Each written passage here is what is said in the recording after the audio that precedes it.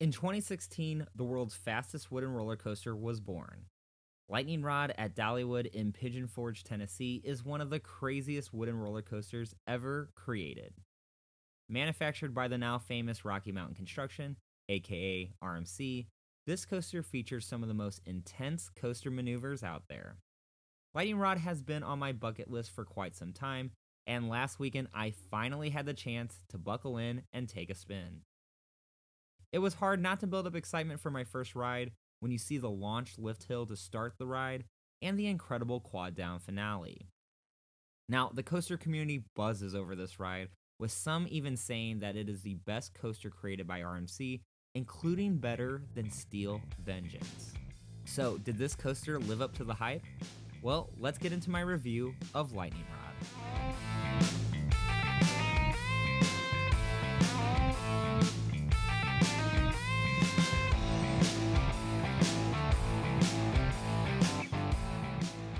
Lightning Rod has a drop height of 165 feet and reaches a max speed of 73 miles per hour.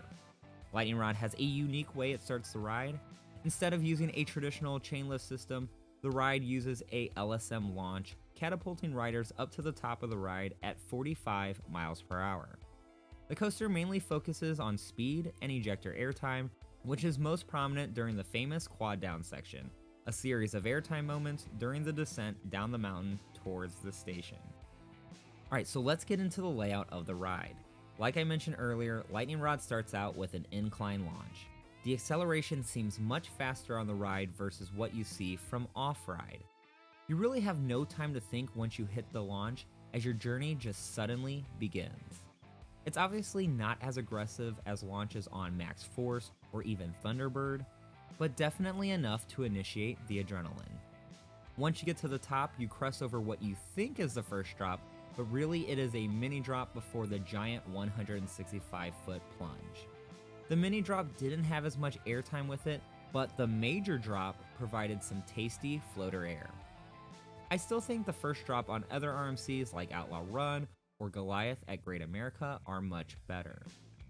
But this is one of the few moments on the ride where you feel as if you are high in the air, as many of the other elements are really close to the ground.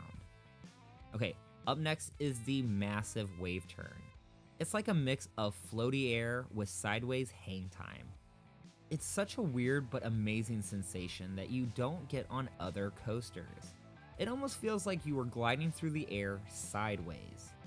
I feel like the height of this element is also what makes it a treat.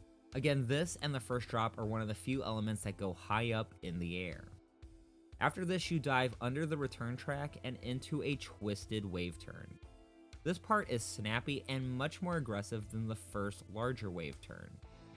So, you turn right, but at the top you twist to the left. You then get your sideways hang time, and then you twist and turn to the right out of it. Again, there is so much twistiness to it, which adds to the ride's intensity. Alright, next, you glide up into a strange airtime element where you bank to the left about 45 degrees, and as you get to the top, you experience floater air.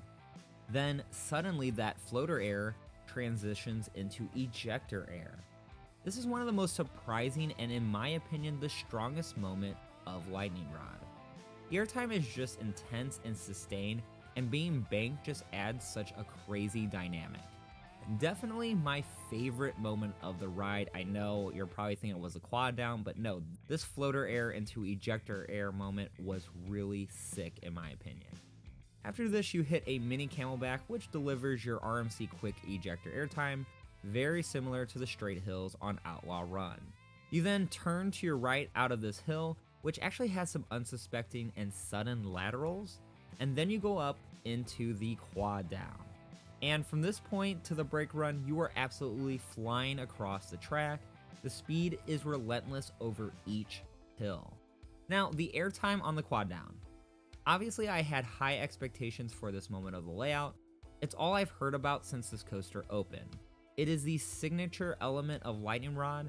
On the first ride in the morning, the coaster was a bit slower, and I still thought the airtime was really good.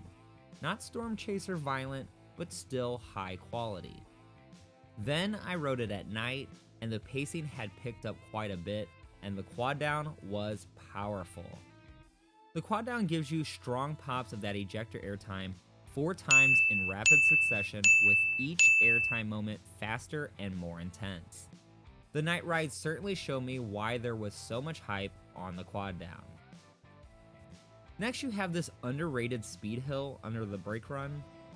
You hit this hill so fast and the coaster is shaking at this point that it really gives you that holy cow, is this coaster going to hold itself together moment.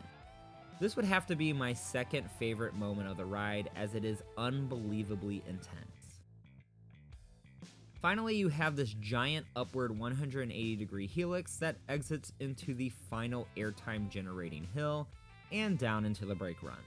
The positives in the spiral plaster you into the seat, and then you suddenly transition from positive G-forces to negative G-forces, which is the perfect way to end Lightning Rod. Now that we have gone over the layout, let's go over my ratings to see if Lightning Rod lived up to the hype. The first category Lightning Rod will be rated on is intensity. As I mentioned, there are several intense maneuvers that this ride accomplishes. You get strong forces in all directions, from laterals to positive Gs to the sharp negative G forces. Plus, the pacing of this ride through the second half just doesn't let up for 1 second. There is no question that Lightning Rod is a perfect 5 out of 5 for intensity. Moving on to the fun rating. The layout has tons of variety, from the launch to the sharp hills. It also is very scenic as you race along the mountainous terrain. I do think 1 or 2 inversions would have added a bit more flavor to the ride, but the speed and airtime give Lightning Rod a 4.5 out of 5 for fun. Next is uniqueness. Not very many coasters start off with an incline launch up a mountainside, and not very many coasters feature a quad down. So even though this coaster rides like the other RMCs, the layout is one of the most unique RMC there is. For that, I'm going to give uniqueness a 4.5 out of 5. Let's move on to comfort. My first ride on Lightning Rod wasn't as comfortable because the lap bar came down really tight on me at the bottom of the first drop, causing a lot of pain on the midsection. Now, this does happen to me occasionally on RMCs, but once I'm aware it happens, I'm able to brace myself for it so it doesn't happen again. Now, it's not the smoothest RMC either, but it is much smoother than most wooden roller coasters. So for that, I will give Lightning Rod a 3.5 out of 5 for comfort. Alright, our next category is duration. Now, the ride does seem a bit short. You only have about 4 elements in between the first drop and the quad down. But the ride does accomplish a lot in that short window of time, which makes up for the shorter track length. So I'm going to give duration a 3 out of 5. Finally, let's look at my overall rating. Lightning Rod packs a punch with its strong airtime elements and intense feeling of speed. And I think that's what impressed me the most about this coaster. Because the coaster track hugs so close to the terrain, you feel like you are going much faster than you really are. Also, the elements in the second half are compact, so you transition quickly through elements like the quad down. I don't have many negative things to say about this ride, and yes, it did meet my high expectations and deserves all the hype it receives, which is why I give Lightning Rod a 5 out of 5 overall. Now, this coaster could easily be my number 1. However, for me, the duration of this ride just can't compete with roller coasters like Steel Vengeance at Cedar Point or Voyage at Holiday World. But I can safely say that Lightning Rod is the best attraction at Dollywood, and one that you need to check out ASAP. So, this is my review of Lightning Rod at Dollywood. If you have been fortunate enough to ride this wild coaster, leave a comment below letting us know where it ranks for you among your credit list. And as always, if you enjoyed this review, give this video a like and subscribe to Destination Thrills to see more roller coaster reviews and theme park content. I'm Hale, thank you for watching, and have a good one.